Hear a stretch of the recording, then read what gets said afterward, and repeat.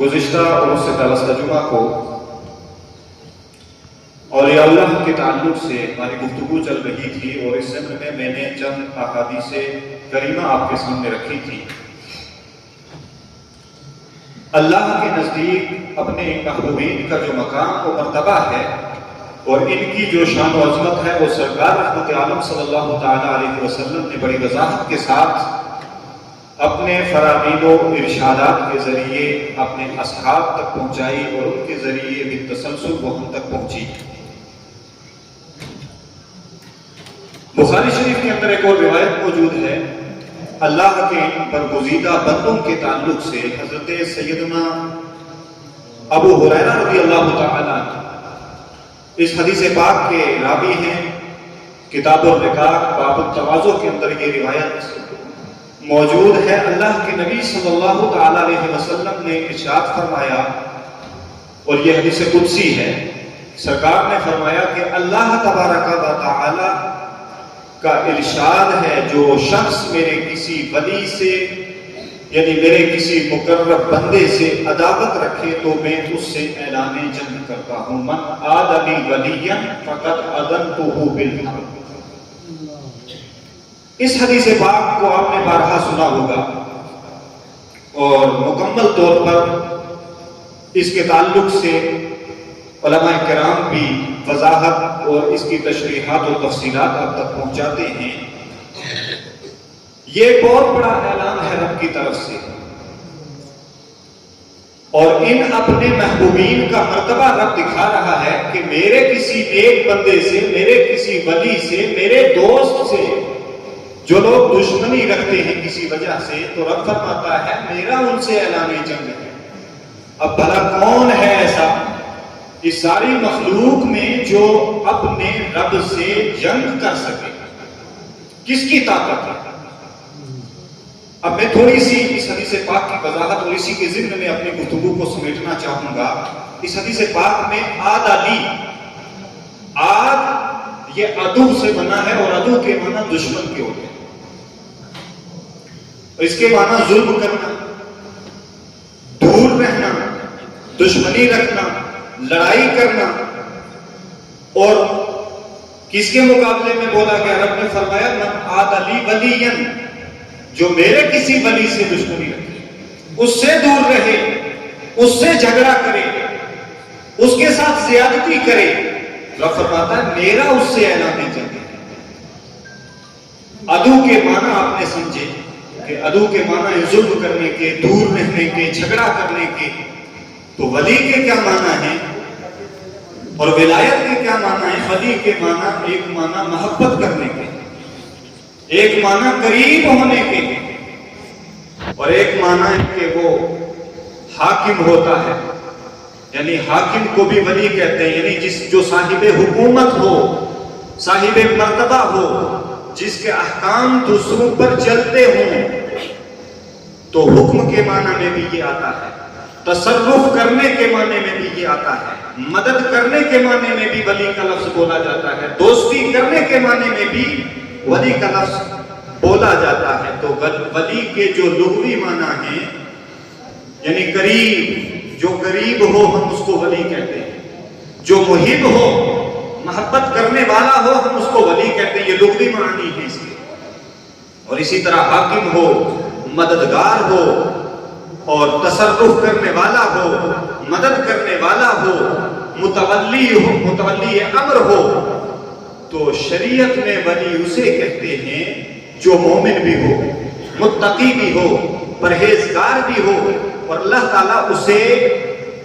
اس اپنے بندے کو اپنے قرب اور اپنی محبت سے نواز دے۔ الذین آمنوا وکانوا یتقون جو آیت میں نے پڑھی ہے، بس اسی طرف آپ اس حدیث پاک کو پھیریں اور پھر لغوی اور شرعی معنی جو ولی کے ہیں وہ سمجھنے کی کوشش کریں۔ اور پھر وہ لوگ جو اولیاء اللہ کی شان میں اپنی انانیت کی وجہ سے یا اپنی جہالت کی وجہ سے یا اپنی تنگ نظری کی وجہ سے یا اپنی کم علمی کی وجہ سے یا کسی دوسری وجہ سے ان کی بارگاہ کے گستاخ ہو جائیں، تو رب فرماتا ہے میرا ان بندوں سے اعلان جنگ ہے۔ تو بھلا کون ایسا ہے جو اپنے رب سے، اپنے مالک و خالق سے جنگ کر سکے؟ حضرت قاضی ثناء اللہ پانی پتی رحمۃ اللہ تعالیٰ بہت بڑے مفسر گزرے ہیں، اور سلسلہ نقشبندیہ کے بہت بڑے نامور عالم دی تفسیر مظہری انہوں نے لکھی، تو اس میں مرتبہ ولایت کے تعلق سے آپ نے جو فرمایا وہ فرماتے ہیں کہ مرتبہ ولایت پر جب بندہ فائز ہوتا ہے، جب اس مقام پر پہنچتا ہے، اس مرتبے پر پہنچتا ہے، تو اس کے کچھ اسباب ہیں، کچھ وجوہات ہیں، کچھ ذرائع ہیں، کچھ وسائل ہیں۔ تو آپ نے ان اسباب کا ذکر کرتے ہوئے ارشاد فرمایا، چونکہ ہم سب کا یہ ایمان ہے کہ ولیوں کو جو شان ولایت ملی ہے، صحابہ کی جو شان صحابیت ہے، اہل بیت کا جو احترام اور ان کی محبت ہم پر لازم و واجب قرار دی گئی ہے، یا مشائخ طریقت ہوں، علماء ہوں، یا جتنے بھی جو اللہ کے نیک بندے ہیں، جن کا بھی جو مقام و مرتبہ ہے، وہ مقام و مرتبہ سرکار صلی اللہ علیہ وسلم کی نسبت سے، جس کی جتنی قریبی نسبت، جتنی پختہ نسبت سرکار کے قدموں سے ہو گئی، وہ اتنا ہی باعظمت ہو گیا، اتنا ہی مقدر والا ہو گیا، اتنا ہی باعزت ہو گیا اللہ کے ہاں۔ تو حضرت ثناء اللہ پانی پتی رحمۃ اللہ تعالیٰ علیہ فرماتے ہیں کہ مرتبہ ولایت کے حصول کی یہی صورت ہے کہ بالواسطہ یا بلا واسطہ اس بندے کے دل کے آئینے پر، اس کا جو دل ہے، اس کے دل کے آئینے پر آفتاب رسالت کے انوار کا انعکاس ہونے لگے، یعنی جو حضور سید عالم صلی اللہ تعالیٰ علیہ وسلم کی نورانیت ہے، آپ کی انوار و تجلیات ہیں، ان کے عکس اگر اس کے دل کے آئینے پر پڑ جائیں تو یہی ولایت ہے۔ یعنی اتنا اس کا دل صاف ہو کہ حضور نبی اکرم صلی اللہ تعالیٰ علیہ وسلم کے انوار رسالت، انوار نبوت کی تجلیاں اس پر پڑھیں، تو یہ سبب ولایت ہے۔ اور جمال مصطفیہ صلی اللہ تعالیٰ علیہ وسلم کی جب وہ نورانی کرنیں اس کے دل پر پڑیں، تو حضرت ثناء اللہ رحمۃ اللہ تعالیٰ علیہ پانی پتی رحمۃ اللہ تعالیٰ علیہ فرماتے ہیں کہ پھر اس بندے کا دل منور ہو جاتا ہے، یعنی جس پر نور سرکار علیہ الصلوۃ والتسلیم کے نور کی تجلیاں پڑ جائیں، عکس پڑ جائے، وہ شعائیں وہاں پہنچ جائیں اس بندے کے دل تک، تو وہ اس بندے کے دل کو اس نور مصطفی سے معمور کر دیتی ہیں، منور کر دیتی ہیں۔ تو یہ نعمت جس بندے کو مل جاتی ہے، حضرت شاہ صاحب فرماتے ہیں، آپ فرماتے ہیں کہ جس بندے کو سرکار رحمت عالم صلی اللہ علیہ وسلم کے نور کی تجلی مل جائے، اس کے نور پر وہ منعکس ہو جائے، تو پھر وہ بندہ نائبین مصطفیہ صلی اللہ علیہ وسلم میں، یعنی اولیاء اللہ میں شمار ہونے لگتا ہے، وہ ولایت کے مرتبے پر فائز ہو جاتا ہے۔ اور لفظ ولی کے سارے معنی جو میں نے آپ کے سامنے رکھے، قریب ہونا، محب ہونا، حاکم ہونا، کسی کام پر اللہ تبارک و تعالیٰ اس کو دسترس دے دے، معمور فرما دے، اس پر اس کا معمور ہونا، یعنی تصرف فرمانا اس بندے کا، تو یہ سارے معنی اب آپ اس حدیث پاک کے ساتھ اس کو سمجھنے کی آپ کوشش کریں گے۔ حدیث پاک میں ایک لفظ آیا حرب کا، حرب کے معنی جنگ کے ہیں۔ اللہ تعالیٰ کا جو بھی بندہ، اس کا جو ولی ہے، جس کو اس نے اپنے اس قریبی مرتبے پر رکھا، جو رب کے قرب میں چلا گیا، وہی ولی ہوتا ہے، کیونکہ ولی کے معنی قریب ہونے کے ہیں، تو جو اس کے قرب میں چلا گیا اور سرکار کے نور کی تجلیاں اس کے دل پر پڑ گئی، اور سرکار کے نور کی تجلی نے اس کے دل کو روشن کر دیا،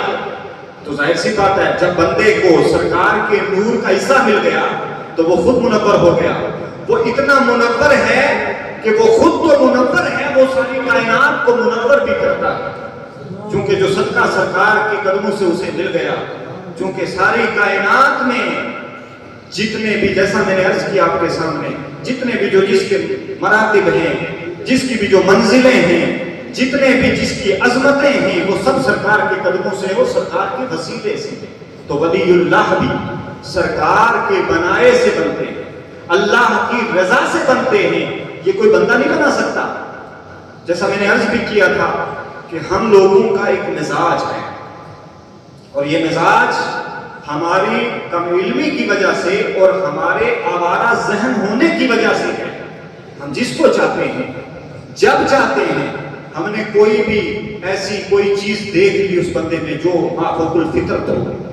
تو ہم سمجھتے ہیں کہ یہ بندہ تو بڑا پائے کا بندہ ہے، مگر جو پیمانہ شریعت ہے، سرکار رحمت عالم صلی اللہ علیہ وسلم کی ایک حدیث پاک میں نے شاید کوٹ کی تھی، اللہ کے نبی نے ارشاد فرمایا کہ ایسے کسی بندے کو تم دیکھو جو پانی پر چل رہا ہو، ہوا میں اڑ رہا ہو، مگر باغی شریعت ہو جائے تو وہ ولی نہیں ہوتا، نہ تمہیں اسے ماننے کی کوئی ضرورت ہے۔ اب ولی کون ہے؟ وہ اسی حدیث پاک سے بھی میں واضح کروں گا، اور یہ آیا مقدسہ الذین آمنوا وکانوا یتقون، ولی مومن ہی ہوتا ہے، یعنی بغیر ایمان کے ولایت کا تصور ہی نہیں۔ ایمان سب سے بنیادی چیز ہے، اس کے بعد سارے اعمال ہیں، اس کے بعد ساری چیزیں ہیں، پھر اس پر شریعت، جب وہ صاحب ایمان ہو جاتا ہے تو اس پر شریعت کا نفاذ ہوتا ہے بحیثیت مسلم، مسلمان ہونے کی حیثیت سے اس پر کچھ اصول اور کچھ ضابطے رکھ دیے شریعت کی طرف سے کہ ان کی پابندی اور اس دائرے سے اب وہ باہر نہیں جا سکتا۔ اور اسی لیے اور جب یہ اولیاء کرام کو اللہ اپنا قرب عطا فرماتا ہے، جب ان کو اپنا محبوب بنا لیتا ہے، اور پھر ایسا محبوب کہ دنیا میں بھی ان کو خوف سے غم سے نکال کر بے نیاز کر دیا، وہ کسی کے محتاج نہیں رہتے، بلکہ کائنات کی ساری مخلوقات ان کے پاس آتی ہیں، ان کی محتاج ہوتی ہیں، اور وہ کس کے محتاج ہوتے ہیں؟ اپنے رب کے اور اپنے رسول۔ بس ایک ہی دھن ہوتی ہے کہ شریعت بالا تر، شریعت سے اوپر کچھ نہیں، شریعت دو دھاری تلوار، نہ آپ ادھر جا سکتے ہیں نہ آپ ادھر جا سکتے ہیں، باؤنڈری ہے، ایک قید لگا دی گئی۔ حالانکہ ہمارا دین دین فطرت ہے، اور فطرت کیا ہے؟ فطرت ہی دین ہے، جو یہ دین ہے ہمارا یہی فطرت ہے۔ ہم اگر اس دین سے نکلتے ہیں تو گویا ہم فطرت انسانی سے بغاوت کرتے ہیں، کیونکہ ہمارا یہ ایمان ہے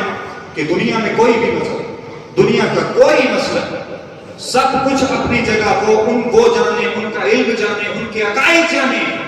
ہمارا یہ ایمان ہے ان الدین عند اللہ الاسلام، اللہ کے ہاں اگر کوئی دین ہے، کوئی مذہب ہے، کوئی طریقہ ہے، تو وہ طریقہ صرف اور صرف وہ ہے جو اللہ کے نبی صلی اللہ تعالیٰ علیہ وسلم لے کر آئے، یا ان سے پہلے جو انبیاء کرام رضوان اللہ تعالیٰ علیہم اجمعین علیہم الصلاۃ والتسلیم لے کر کے آئے، وہ شریعت جو انبیاء کرام لائے، بس وہ ایک دائرہ ہے ہمارے لیے۔ تو حضرت علامہ ملا علی قاری رحمۃ اللہ تعالیٰ علیہ حنفیہ کے یہ امام ہیں، میں مختصر کرنا چاہوں گا، یہ فرماتے ہیں اللہ کے محبوب بندوں کے ساتھ عداوت رکھنا، یہ جو بیان ہوا نا حدیث پاک کے اندر کہ اللہ ان سے اعلان جنگ فرماتا ہے، جو اللہ کے ولیوں کے گستاخ ہو جاتے ہیں۔ آج تو آپ نے دیکھا ہوگا سوشل میڈیا کے اوپر بہت ساری آپ کو ایسی بکواسات مل جائیں گی، چھپا کپا بھی آپ کو ملے گا، داڑھی ٹوپی بھی آپ کو ملے گی، اس کے ساتھ آپ کو ولی اللہ کے اولیاء اللہ کی گستاخ بھی ملے گی، جو ان کے منکر ہیں، سرے سے کرامت اور ولایت کا انکار کرتے ہیں۔ حالانکہ سرے سے ولایت کا انکار کرنا یا کرامت کا انکار کرنا یہ انسان کو حد کفر تک لے جاتا ہے، یعنی کوئی یہ کہ ولایت کوئی شے ہی نہیں، جبکہ ولایت کا ثبوت قرآن سے بھی ہے، سنت سے بھی ہے، اور قرآن و سنت کا منکر، قرآن و سنت کا انکار کرنے والا مسلمان نہیں ہو سکتا۔ تو ملا علی قاری رحمۃ اللہ تعالیٰ نے اس بات کو ہمیں اس طرح سے سمجھایا کہ اللہ کے محبوب بندوں کے ساتھ عداوت رکھنا انتہائی خطرناک ہے، اس کی وجہ سے انسان کا جو ایمان ہے وہ سلامت نہیں رہتا، اور بالحرف جو اس حدیث پاک کے اندر ہمیں سرکار نے بتایا اللہ کے فرمانے سے کہ اے بندو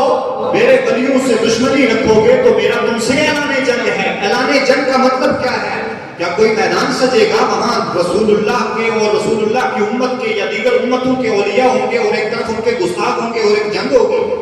وہ بھی نہیں، یا معاذ اللہ تبارک و تعالیٰ سے وہ براہ راست جنگ و جدال کریں گے، ایسا بھی نہیں۔ فرماتے ہیں کہ اس کا مطلب یہ ہے کہ وہ بندہ جو ولی اللہ سے یا اولیاء اللہ میں سے کسی سے بغض رکھے، ان سے عناد رکھے، ان کی گستاخیاں کرے، تو وہ دنیا سے بے ہدایت اور بے ایمان جائے گا۔ اس کا خاتمہ ایمان پر نہیں ہو سکتا، اس کا ایمان پر خاتمہ نہیں ہو سکتا، یہی مطلب ہے اس کا۔ اور پھر انہوں نے فرمایا اس کو توفیق کی کوئی مرحمت، اس کو توفیق ملتی نہیں، ایمان کی توفیق ہی نہیں ملتی، کیونکہ ایمان ایک بہت بڑی دولت کا نام ہے جس کی کوئی قیمت نہیں کر سکتا۔ آپ کی جان چلی جائے، آپ کی اولاد چلی جائے، آپ کے سارے اسباب لٹ جائیں، لیکن ایمان نہ جائے، اتنی بڑی اہمیت ہے۔ یعنی جان سے بڑھ کر، ہر چیز سے بڑھ کر، ماں باپ کی دولت بڑی دولت، اولاد کی دولت بڑی دولت، دنیا کی دولتیں بڑی دولتیں، مگر ان سب دولتوں میں اگر سب سے بڑی دولت ایک مسلمان کے لیے تو اس کا ایمان ہے۔ اگر وہ اس کو بچا کر کے لے گیا اس دنیا سے، تو سمجھیں کہ وہ دنیا کا امیر ترین اور سب سے اہم ترین ہے، اس سے بڑا کوئی نہیں ہو سکتا۔ تو حضرت ملا علی قاری رحمۃ اللہ تعالیٰ علیہ فرماتے ہیں کہ وہ بندہ جو اولیاء اللہ کا گستاخ ہے، اس حرب کا اور اس جنگ کا مطلب یہ ہے کہ اس کو ایمان کی توفیق نہیں ہوتی اور وہ دنیا سے بے ایمان جاتا ہے۔ اللہ تعالیٰ ہم سب کو گستاخی اولیاء سے محفوظ رکھے۔ اور دیگر بزرگان دین نے فرمایا کہ دو طرح کے ایسے گناہ ہیں، دو طرح کے ایسے گناہ ہیں جن پر اللہ تعالیٰ نے براہ راست اپنے بندوں سے اعلان جنگ کیا۔ کون سے گناہ ہیں؟ دو ہی گناہ ہیں، بہت ساری وعیدیں ہیں، کوئی زکات نہیں دیتا اس پر وعید ہے، نماز نہیں پڑھتا اس پر وعید ہے، شریعت کا باغی ہوتا ہے اس پر وعید ہے، اس پر حد ہے۔ الگ الگ طرح کے قانون بنائے شریعت نے، مگر دو چیزیں ایسی ہیں کہ جن اگر ان کا مرتکب وہ بندہ پایا جائے، ان دو چیزوں کا، تو رب نے براہ راست اس بندے سے اعلان جنگ کی۔ وہ کون سی دو چیزیں ہیں؟ اور دونوں اس وقت ہمارے معاشرے کے اندر عام ہیں۔ آج ہم کہتے ہیں یہ طوفان آ گیا، وہ فلانا حکمران ہمارے اوپر مسلط ہو گیا، آج مسلمان ذلیل ہے، خار ہے، بدتر ہے، گھٹنوں پر آ چکا ہے، کوئی عظمت نہیں۔ اس کے جو پاسبان تھے، جو ہماری تاریخ تھی، وہ سب کچھ وہ سرمایہ مٹا، لٹا، کس کی وجہ سے؟ ہماری وجہ سے۔ سرکار نے فرمایا کہ دو طرح کے ایسے گناہ ہیں جن کی وجہ سے اللہ نے براہ راست بندوں سے اعلان جنگ فرمایا ہے۔ ایک ہے سود جو ہمارے معاشرے کے اندر موجود ہے، اور دوسرا اولیاء اللہ کے گستاخ کے ساتھ اللہ نے براہ راست جنگ کا اعلان۔ تو کیا یہ دونوں چیزیں ہمارے اندر نہیں ہیں، ہمارے معاشرے میں نہیں ہیں؟ آج اللہ کے ولیوں کے گستاخ آپ کو ہر محلے میں ملیں گے، بلکہ میں کہوں شاید یہ زیادتی ہو کہ ہر گلی میں ملیں گے، ہر معاشرے میں ملیں گے، ہر برادری میں ملیں گے، ہر زبان کے ملیں گے، ہر رنگ و نسل سے آپ کو ملیں گے۔ کیا جب ایسے لوگ ہمارے اندر موجود ہوں جو اللہ کے مقربین پر لعن و طعن کرتے ہوں اور سر عام کرتے ہوں، اور ہم سن کر کے ٹھٹھے اڑائیں، مذاق اڑائیں اولیاء کا، تو کیا پھر ہمارے اوپر اللہ کا عذاب نہیں آئے گا؟ یا پھر ہم سود لیں، یا پھر ہم سود دیں اور سود کے کاروبار میں ملوث ہو جائیں، تو کیا اللہ ہم سے اعلان جنگ نہیں فرمائے گا؟ اور کیا ہوگا اس سے بڑھ کر کہ آج ساری دنیا میں مسلمان ان چیزوں کی وجہ سے ذلیل اور رسوا ہو رہا ہے۔ یہ کوئی دو ہی سبب نہیں ہے ہماری ذلت کے، بہت سارے اسباب ہوں گے اور بھی، لیکن میرے سامنے صرف جو دو چیزیں ہیں جن میں رب کائنات نے براہ راست اپنے بندوں سے اعلان جنگ کیا، وہ دو ہی یہی ہیں، اور یہ دونوں ہمارے اندر موجود ہیں۔ بہرحال اللہ تعالیٰ کی بارگاہ میں دعا کریں کہ مولا کریم ہم سب کو